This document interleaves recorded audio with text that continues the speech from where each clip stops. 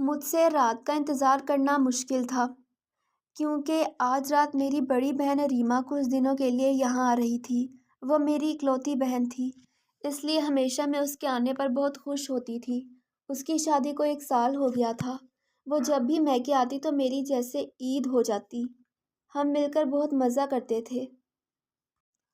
وہ جب بھی آتی اس کا یہاں سے جانے کا دل نہ کرتا اور ہمیں زبردستی اسے اس کے گھر بھیجنا پڑتا کہ کہیں سسرال والے برا نہ مان جائیں۔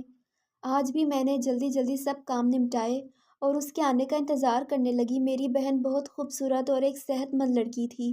اس کے بارے میں سوچ کر میرے چہرے پر مسکراہٹ پھیل گئی۔ بالآخر رات کے 9 بج گئے اور وہ گھر آ گئی۔ میں اس سے خوش دلی سے ملی مگر میں اس کی حالت پر حیران تھی۔ اس کا رنگ بہت مرجھایا ہوا تھا، آنکھوں کے گرد ہلکے بھی پڑ گئے تھے، اس کے بالوں کی چمک کہیں کھو گئی تھی اور وہ روکھے اور بے جان نظر آ رہے تھے۔ سب نے اس کے حلیے کو نوٹ کیا اور اس سے وجہ پوچھی۔ اس نے کچھ بہانہ بنا کر ہمیں مطمئن کر دیا۔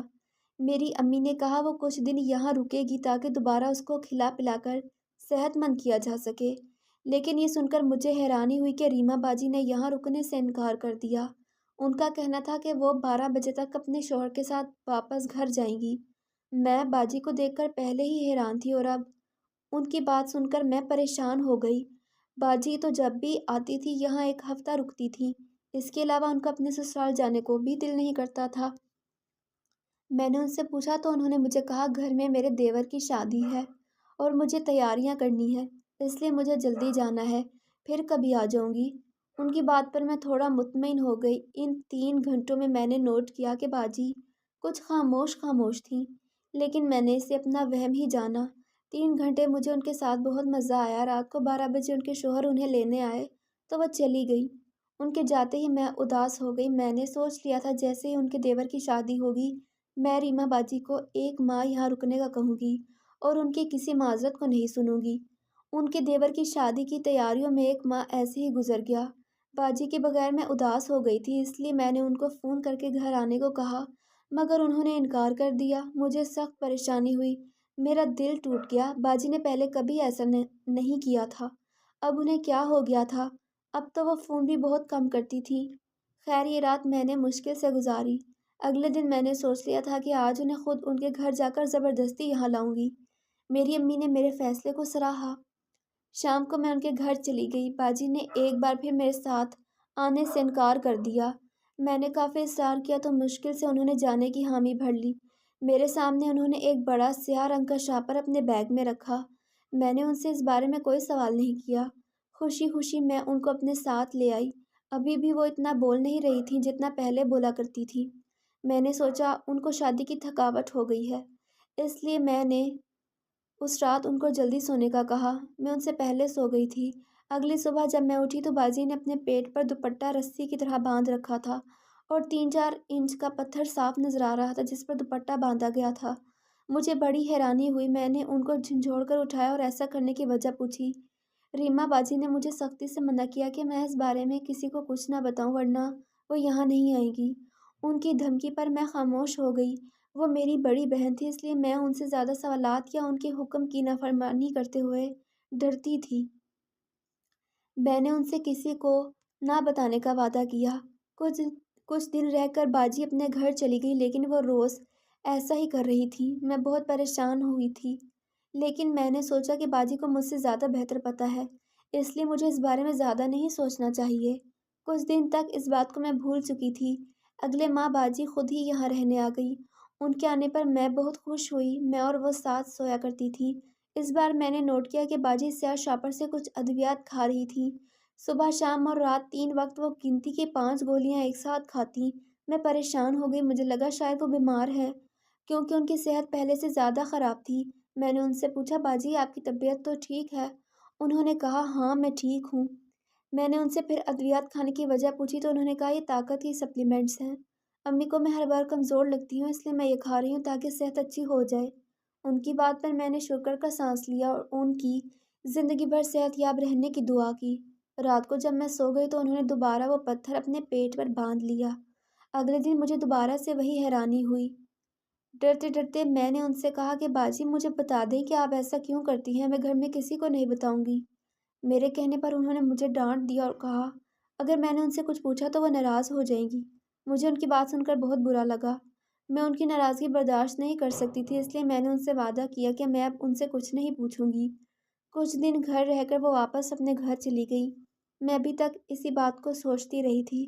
میرے اندر تجسس بڑھتا جا رہا تھا اور میں اس پتھر کے پیچھے کا راز جاننا چاہ رہی تھی۔ کچھ دنوں بعد ریما باجی کی جانب سے خبر ملی کہ ان کے سسرال والے کچھ دنوں کے لیے شہر سے باہر جا رہے ہیں، اس لیے وہ گھر پر اکیلی ہیں۔ میری امی نے مجھے ان کے ساتھ رہنے کو کہا۔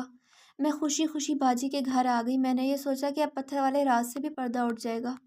میں بہت پرجوش تھی ان سے ملنے کے لیے اور راز جاننے کے لیے۔ میں سوچ رہی تھی کہ اب باجی کی صحت پہلے جیسی ہو چکی ہوگی۔ آج 1 ماہ بعد میں ان سے ملی تھی، لیکن انہیں دیکھ کر میں دنگ رہ گئی۔ ان کا رنگ پہلے سے زیادہ پیلا پڑ گیا تھا، آنکھوں کے گرد حلقے بھی بڑھ گئے تھے اور وہ پہلے سے بہت کمزور لگ رہی تھی۔ میں نے اداسی سے ان سے کہا باجی آپ سپلیمنٹس لے رہی ہیں پھر بھی کوئی فرق نہیں پڑ رہا۔ آپ ایسا کریں ڈاکٹر سے کہہ کر اپنی دوا چینج کروا لیں، آپ پر کوئی اثر نہیں ہوا ان گولیوں کا۔ یہ سن کر ریما باجی کا رنگ فک ہوا اور وہ نفے میں سر ہلانے لگی۔ انہوں نے کہا کچھ دن پہلے انہیں بخار ہو گیا تھا، اس لیے وہ کمزور لگ رہی ہیں۔ گھر والے پریشان نہ ہو جائیں اس لیے انہوں نے کسی کو نہیں بتایا۔ یہ دوائیاں بہت کام کی ہیں۔ میں نے باجی کی بات پر گہری سانس خارج کی۔ پتہ نہیں انہیں کیا ہوتا جا رہا تھا۔ ان کی بات سن کر میں مطمئن نہیں ہوئی۔ ایک بخار سے اتنا فرق نہیں پڑتا تھا، لیکن باجی کو میں یہ کہہ نہیں سکی۔ میں ان کو ناراض نہیں کرنا چاہتی تھی۔ یہ دن بہت اچھا گزرا۔ اس بار بھی وہ پیٹ پر دوپٹہ باندھ کر سوئیں جس کے درمیان پتھر تھا۔ اس بار بھی میری ان سے پوچھنے کی ہمت نہ ہوئی۔ خیر رات اچھی گزری تھی۔ اگلے دن میں ان کو اپنے ساتھ لے آئی۔ باجی نے انکار کر دیا تھا مگر میں زبردستی لے آئی۔ پتہ نہیں وہ انکار کیوں کرتی تھی۔ گھر میں سب باجی کے ساتھ مزے کر رہے تھے۔ ان کے آنے سے ہی گھر میں رونق لگتی۔ آدھی رات کو باجی نے دوبارہ 5 گولیاں دوا کے ساتھ لی۔ مجھے تو ڈر لگتا تھا کہ کہیں باجی کو نقصان نہ پہنچ جائے، مگر میں چھوٹی تھی اس لیے کچھ نہیں کہہ سکتی تھی۔ رات کو وہ میرے سونے کے بعد پیٹ پر پتھر باندھ لیتی۔ اس بات کا پتہ مجھے صبح چلتا تھا۔ میں نے سوچ لیا تھا کہ میں پتہ کر کے رہوں گی اس کا راز کیا ہے۔ کبھی نہ کبھی تو باجی مجھے بتا ہی دے گی۔ کچھ دنوں کے بعد باجی سسرال چلی گئی۔ کچھ دن تک ان کے سسرال والے آ رہے تھے۔ تب تک میں نے ان کے ساتھ رہنے کا فیصلہ کیا۔ جب میں ان کے کمرے میں گئی تو وہ لیٹ چکی تھیں۔ میں نے ہمت کر کے ان سے پتھر کے بارے میں پوچھا تو انہوں نے مجھے ڈانٹ دیا اور کہا اس بارے میں کسی کو پتہ نہ چلے۔ میں نے مسکراتے ہوئے اس بات میں سر ہلایا۔ میں اس کے پیچھے کا راز جاننا چاہتی تھی، آخر ایسا کیا تھا اس پتھر میں؟ میرے دماغ میں ایک خیال آیا۔ باجی میرے سونے کے بعد پتھر باندھتی تھی۔ میں نے کچھ سوچا اور پھر سونے کا ڈرامہ کیا۔ باجی نے کمرے میں چھوٹا بلب جلا لیا۔ باجی کو لگ رہا تھا میں سو رہی ہوں، مگر ایسا نہ تھا۔ انہوں نے مجھے بلایا پر میں نے کوئی جواب نہ دیا۔ اب انہیں یقین ہو چکا تھا کہ میں سو گئی ہوں۔ انہوں نے ابھی تک پتھر نہیں باندھا تھا۔ کچھ دیر گزری اور وہ پیٹ پر پتھر باندھ کر اٹھ کر کمرے سے باہر نکل گئیں۔ میں نے ان کا پیچھا کرنا چاہا۔ میں چھپ کر ان کے پیچھے گئی۔ یہ دیکھ کر میں ڈر گئی کہ وہ عبایا پہن کر نقاب کر رہی تھیں۔ کیا وہ کہیں جا رہی تھیں؟ مگر کہاں؟ میں ڈر کر سوچنے لگی۔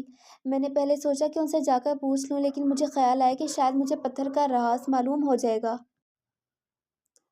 اس لیے میں رک گئی۔ جیسے ہی وہ گھر سے نکلی میں نے ان کا پیچھا کرنا شروع کیا۔ رات کا 1 بج رہا تھا۔ میں احتیاط سے ان سے کافی پیچھے چل رہی تھی۔ وہ ایک جگہ آ کر رکی اور ایک جھونپڑی نما گھر میں داخل ہو گئی۔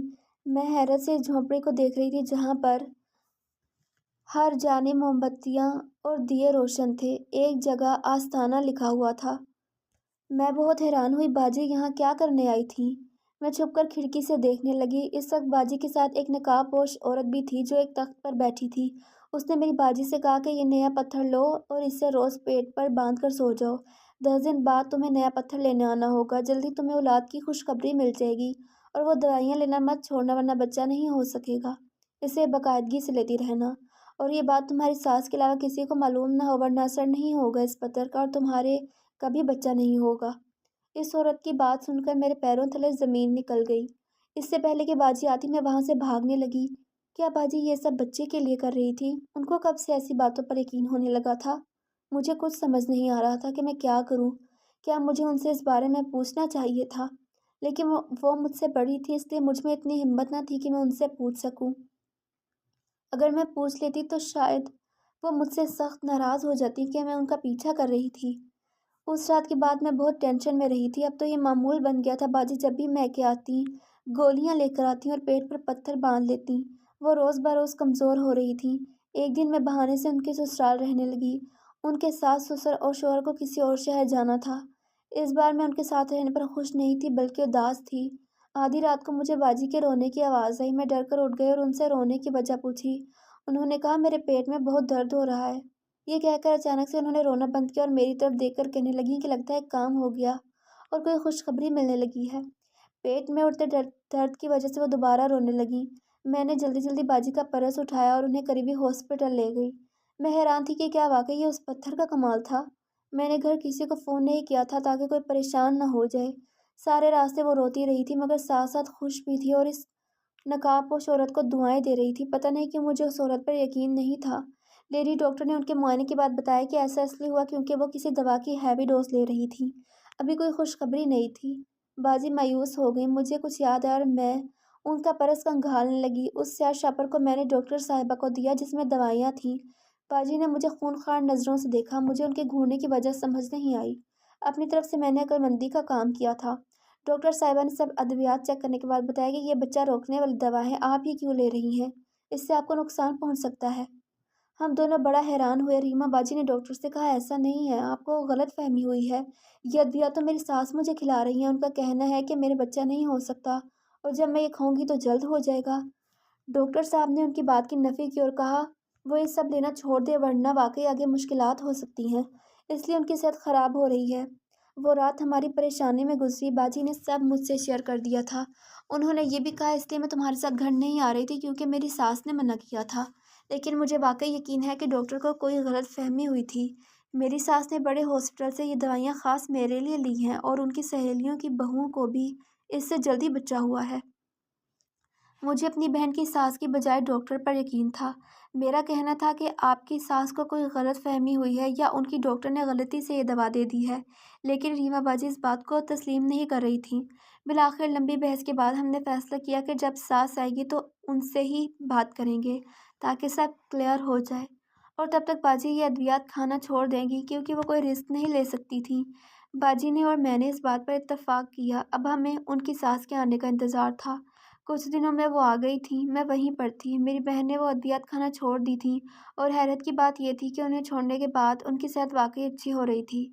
अब उनको भी मेरी बात का यकीन हो गया था कि कुछ तो गड़बड़ है। लेकिन वो कह रही थी कि उनकी सास को किसी ने गलती से ऐसी दवा दी है। मेरी सास मेरे साथ गलत नहीं कर सकती। मैंने बाजी से कहा, आज रात सब पता चल जाएगा। जब उनकी सास आई तो वो सब मेहमानों में मसरूफ़ थी। घर पर मेहमान उनसे मिलने आए थे, इसलिए हम बात न कर सके। लेकिन आधी रात को जब बाजी ने उनसे पूछना चाहा तो उनके पूछने से पहले वो बोली, मुझे किसी के घर जाना है। इतना कहकर वो आधी रात को चली गई। बाजी ने बताया कि वो अपनी बहन के घर गई होंगी। खैर, हमने उनसे अगले दिन बात करने का सोचा, लेकिन अगले दिन उन्होंने अकेले में बाजी को सख्ती से वो दवा लेने की हिदायत की और पत्थर बांधने का कहा और फिर दोबारा चली गई। रीमा बाजी उनसे कुछ पूछ भी न सकी। एक दो दिन मजीद ऐसा हुआ तो हम परेशान हो गए। वो रोज़ रात को जाती और फजर के बाद वापस आती। हम दोनों अब कश का शिकार थे। घर में किसी को पता नहीं होता था कि सास रात को घर से गायब होती थी। हमने सोचा कि क्यों ना उनका पीछा किया जाए, आखिर वो रोज़ अपनी बहन के घर क्यों जाती थी। हम दोनों चोरी छुपे उनके पीछे गए। ये देखकर हमें हैरत हुई कि वो उसी आस्ताने में दाखिल हो रही थी। हम दोनों छुप गए और छुप कर उनकी बातें सुनने लगे। उनकी सास ने कहा था कि रीमा को तब तक बेवकूफ़ बनाना है जब तक उसका शौहर से तलाक न दे दे। उन्हें आसिफ की शादी अपने घराने में करनी है, जबकि आसिफ ने रीमा से अपनी पसंद से शादी की है और वो ये शादी तोड़ना चाहती हैं। रीमा बाजी सुनकर हैरान रह गई। मेरी भी यही हालत थी। मैंने बाजी से पूछा कि उन्होंने ऐसा क्यों कहा। बाजी ने बताया कि मेरी सास मुझे पसंद नहीं करती थी। उन्होंने मेरे शौहर आसिफ की वजह से मुझे कबूल किया था। अब समझ आया, उन अद्वियात का और उस पत्थर का कोई चक्कर नहीं था, बल्कि ये मुझे बेवकूफ़ बना रही थी और वो अद्वियात बच्चा ना होने वाली ही थी। मेरी बहन परेशान होकर रोने लगी। मैंने उनको हौसला दिया और कहा, आप ऐसा करें कि अपनी सास का ये मंसूबा ख़राब कर दें। उन्होंने पूछा, कैसे? मैंने कहा, आप रोज़ उनको कहें आप अद्वियात ले रही हैं, जबकि आप फेंक दीजिएगा और आप वो पत्थर भी फेंक दीजिएगा। ऐसे ही कुछ हो सकता है। कुछ दिनों तक उन्होंने ऐसा ही किया। वो सास से झूठ बोलती कि मैं दवाइयाँ खा रही हूँ। اس کی ساس مطمئن تھی، پر میری بہن میرے سامنے رویا کرتی تھی۔ وہ کہتی تھی کہ اب دوائیوں کے بعد وہ کبھی ماں نہیں بن سکے گی اور ان کا شوہر انہیں طلاق دے دے گا۔ انہیں روتا دیکھ کر میرا بھی رونے کا دل کرتا، لیکن میں انہیں حوصلہ دیتی کہ سب ٹھیک ہو جائے گا باجی۔ اس بارے میں صرف ہم دونوں بہنوں کو علم تھا، ہم نے کسی کو بھی کچھ نہیں بتایا تھا۔ میں روز اپنی بہن کو تسلی دیتی اور کہتی کہ وہ آصف کے ساتھ اچھا سلوک رکھیں تاکہ ان کی ساس آصف کو بہکا نہ سکے۔ میری بہن نے ایسا ہی کیا۔ 2 ماہ بعد میری بہن کو ماں بننے کی خوشخبری ملی۔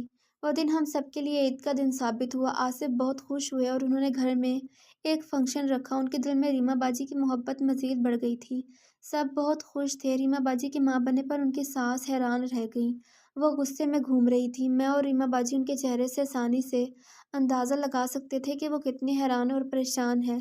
میں اور میری بہن، ان کے شوہر اور میرے گھر والے بہت خوش تھے، لیکن ان کی ساس غصے میں تھیں۔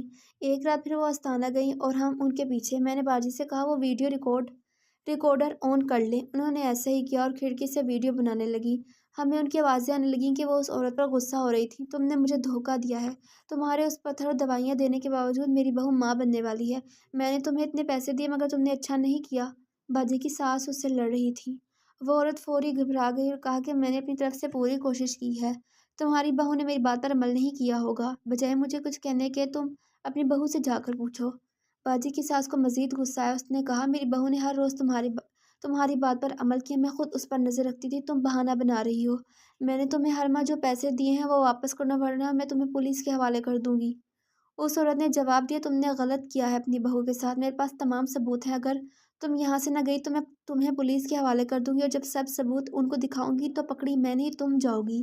یہ سن کر ساس گھبرا گئی اور سوچا کہ اگر پولیس نے سچ میں انہیں گرفتار کر لیا تو ان کا بیٹا ان سے نفرت کرے گا۔ وہ اس عورت پر ملامت کرتی باہر آ گئی۔ ہم دونوں کو کھڑا دیکھ کر وہ گھبرا گئی۔ ریما باجی نے غصے سے انہیں دیکھا اور کہا اس ثبوت میں اپنے شوہر کو دکھاؤں گی۔ مجھے نہیں پتا تھا آپ اتنی بری خصلت کے مالک ہیں۔ آپ نے مجھے میرے شوہر سے بدگمان کرنا چاہا تھا، اس ثبوت کے بعد وہ آپ سے بدگمان ہوں گے۔ ویڈیو دیکھ کر ساس کی سٹی گم ہو گئی۔ وہ ہاتھ جوڑ کر معافی مانگنے لگیں اور کہنے لگیں کہ وہ شرمندہ ہے اور یہ سب انہوں نے آستانے کی عورت کے بہکاوے میں آ کر کیا۔ وہ معصوم لوگوں کو ایسے ہی بے وقوف بنا کر لوٹتی تھی، مجھے پتہ نہیں چلا، اس لیے میں بھی پاگل بن گئی۔ ان دوائیوں اور پتھر سے کسی کو بچہ نہیں ہوا تھا، بلکہ اس عورت کے کہنے پر میں نے جھوٹ بولا تھا۔ میں نفرت میں اندھی ہو چکی تھی، مجھے معاف کر دو۔ ہمیں ان کے چہرے پر بالکل بھی شرمندگی محسوس نہ ہوئی۔ ہمیں پتہ تھا وہ جان بوجھ کر ایسا کہہ رہی تھیں تاکہ ان کے بیٹے کو ان کی اصلیت پتہ نہ چل جائے۔ میری بہن نے بنا ساس کی بات سنے سب گھر والوں کو وہ ثبوت دکھایا۔ باجی کی ساس رو رہی تھی، سب گھر والوں کے سامنے ان کا اصل چہرہ آ گیا تھا۔ میرے بہنوئی نے فیصلہ کیا کہ وہ ریما باجی کو لے کر الگ گھر میں شفٹ ہو جائیں گے، کیونکہ ان کی ماں آگے کچھ بھی کر سکتی تھی۔ وہ ویڈیو ریما باجی نے اپنے فون میں سیو رکھی تھی، کیونکہ وہ اس آستانے والی عورت کا راز بھی فاش کرنا چاہتی تھیں تاکہ لوگ ایسی عورتوں کے بہکاوے میں آ کر اپنا گھر تباہ نہ کریں۔ تو یہ تھی آج کی سبق آموز کہانی۔ اگر آپ کو کہانی پسند آئی ہے تو ہمارے چینل کو سبسکرائب کرنا مت بھولیں۔